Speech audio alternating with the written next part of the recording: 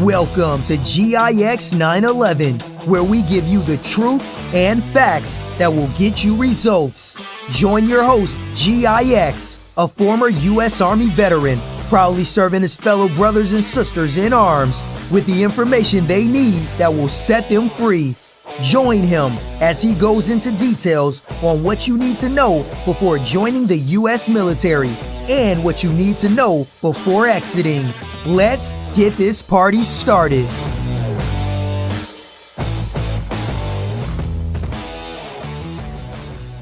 Welcome back, everybody, and I'm your host, Giggs. Today, we're going to be talking about how to request your military records, your active duty military records. Now, see, a lot of people or a lot of veterans have a misconception that their military file is the VA file. That is a fallacy. That is not correct. Your active military records are not your VA file. Okay, please get that correct, and let's make sure that we understand the distinction between the two. Your VA medical file is the treatment and care that you get after you have been released from service or ETS from your military active duty service. Okay. So the information that the VA collects at that point in time is information within the VA medical system outside of active duty military. Now, the records that you must request and have brought over to the release of information or records of information are your active duty military records. Now, what you're going to want to do to request those records, and I'll get a little bit more into detail once you get those records, how you can submit them to the VA and how you can start your claim for any disabilities that you have acquired while on active duty. Okay, so basically what you want to do is, again, I'm not going to stress this any more than I probably have already stressed throughout most of my videos already, is that you want to get familiar and acclimatized with your eBenefits account. Okay, that is going to be your go-to each and every time to keep up to date on exactly what is going on in your file. Okay. So what we're going to do first to request your active duty military medical record is we're going to go to U.S. Senate, states in the Senate. Okay, so if you don't know who your senator is for whatever state you're in, this is how you can find it. All right, so what you're going to want to do here, again, like I say in all my videos, is you're going to want to go ahead and bookmark this site here and go ahead and save that as a bookmark on your toolbar or wherever you like to save it, or in a folder or whatever. Once you do that, then you'll have the flexibility to go ahead and choose what state you are in. And a lot of people don't really know who their senators are. I mean, I didn't know, up until, just a few months ago. Nah, just kidding. I did know. Anyway, but a lot of people don't really know who their senators are. So if you do not know who your senator is, this is a way that you can find out what senators are in your state. Now, there are 2 senators per state. So this is very easy. All you have to do is hover over the state that you're in. And let's go ahead and pick Florida for here. I like Florida. And these are the 2 senators for the state of Florida. You have Mark Rubio and you have Senator Rick Scott, Senator Mark Rubio. Okay. So from there, you can go ahead and now this is how I did it. Request for, actually, here it is right here. Here's the senator. Here's the form for U.S. Senator Rick Scott. It's a Privacy Act consent form. And this is the information if you're going to be requesting for your medical records through your senator. This is how you're going to have your records expedited. Now, let me go back and show you guys what you must do prior to requesting your records to be expedited through your senator. Okay, so basically what you're going to want to do is you're going to want to fill out form SF-180. Okay, this is instruction and information sheet for SF-180 requesting pertaining to military records. Okay, so this is the form that you're going to want to fill out in its entirety. Okay, this is very important. This form is going to get the process underway. So as you can see here, request pertaining to military records, and the office is out of St. Louis, Missouri.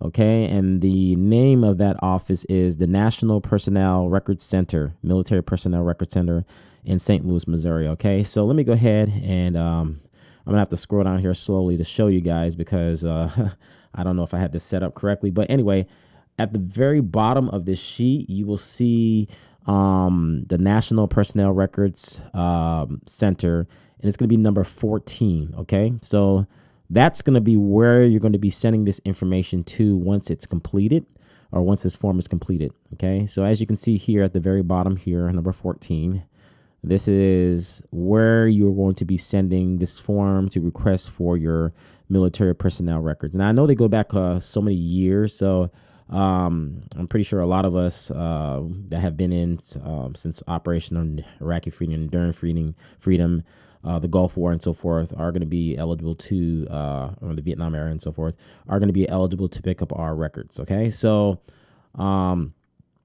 once you fill this form out in its entirety, you're going to go ahead and fax it. There's a number here on the bottom. Or you can contact the organization on the website below, and then that should be able to get you the fax number information. Okay, so this is how you're going to get your military records expedited.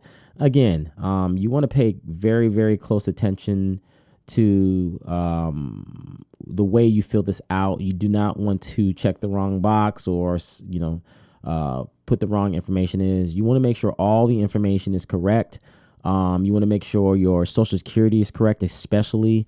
So you want to write that out as clear as you possibly can, because you do not want to send this form off with the wrong Social Security number in the blank. And that will be a nightmare. You're sitting here waiting for a few months, and then they send it back a month or two and say, hey, the Social Security wasn't correct. And that's what they'll do. They will do stuff like that. They will wait months and months to discourage you from getting your military medical records or active duty medical records. So make sure that everything is filled out in its entirety. Make sure you are putting the correct information in the format that they want, and so forth and so forth. Okay, dot your I's and cross your T's. That is very, very important when you are going for or trying to request your active duty military records. So I don't want to make this video any longer than it should be. Again, here's how you're going to go ahead and find what senator or state that you're in. Okay, let's say you click on California. There you go.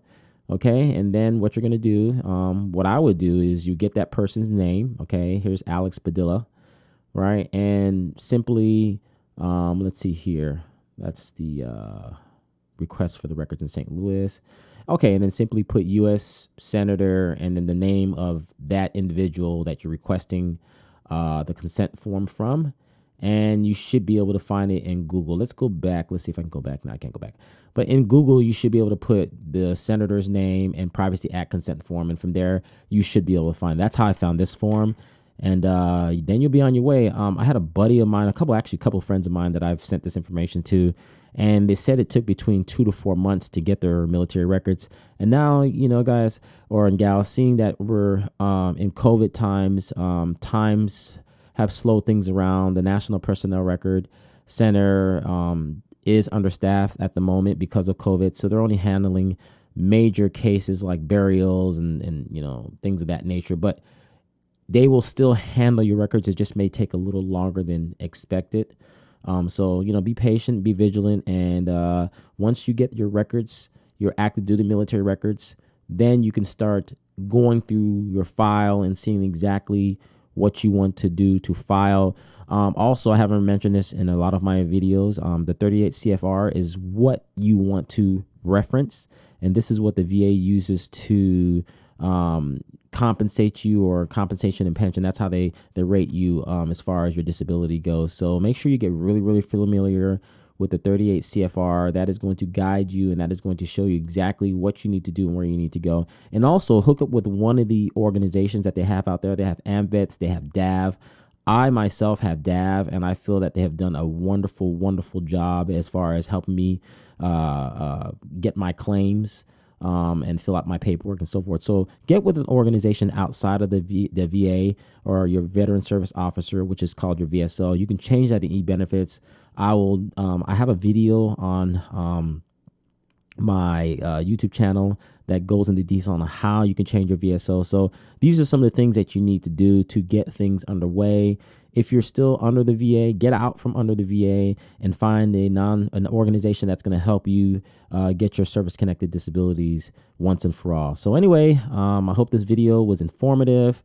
Please, again, share this information and subscribe and like in the whole 9 yards, you guys. This is Geeks 911. Peace, love, and harmony in 2021. I'm out, and until next time, peace.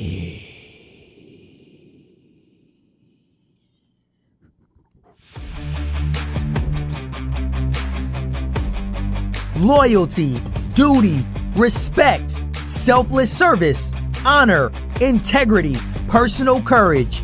Do you have what it takes to serve with the best? Tune in and get the information you have been searching for all over the web. Do you have questions on how to file a VA claim? What you should know while you're serving in the U.S. military? Or just want to know about the lifestyle? Tune in to get the real deal.